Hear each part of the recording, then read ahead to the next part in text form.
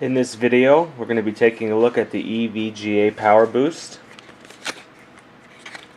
This is how it comes in this kind of unremarkable packaging.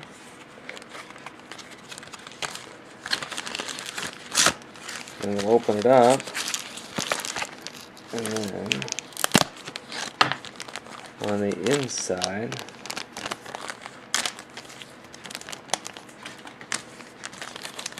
there we are. You've got this little contraption. Molex on one end, and it's only using 2 of the pins, and then this guy. So you may ask, what is this? What do you do with this? Well, I'll show you. There's no real way to test it out.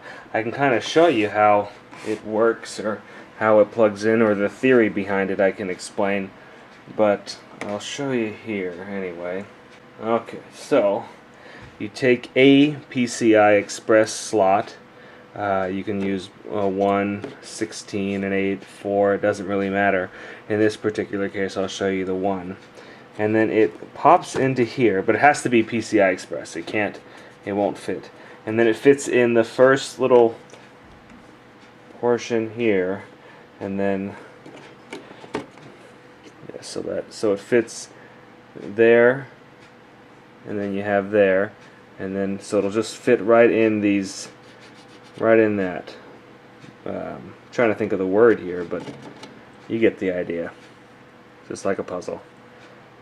Slap that in there, then you hook this up to your Molex, and what it does is on some motherboards I've heard of the 24-pin getting burned. Probably not a micro ATX, but anyway, getting burned when there's more than 2 graphics cards running, so like a tri-SLI, quad SLI, even some SLI ones I've heard, if the graphics cards are pulling too much power, what'll happen is it will heat up this and it will burn it.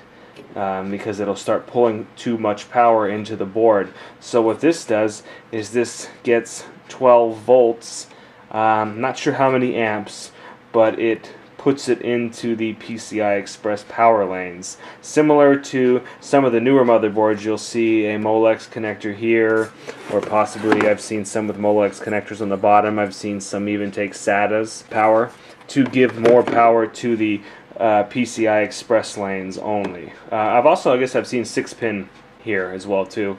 But so basically this just is allowing people to get a little bit more power to their PCI Express lanes for some graphics cards.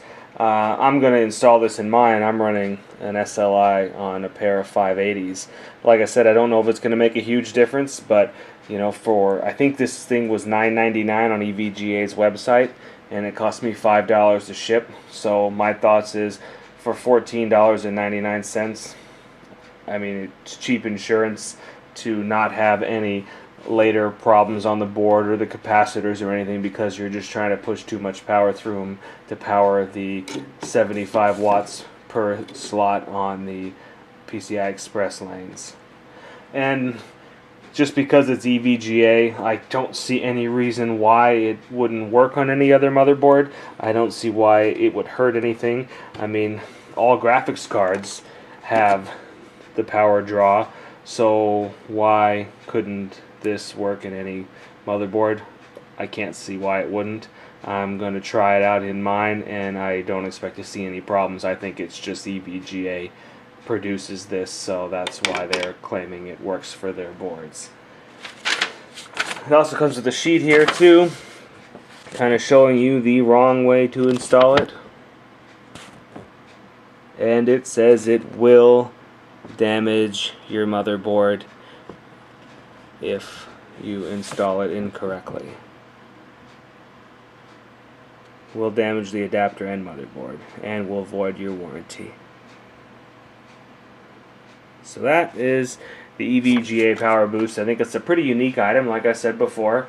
Not a game changer, but maybe a $15 insurance policy on your motherboard, power connector, and capacitors.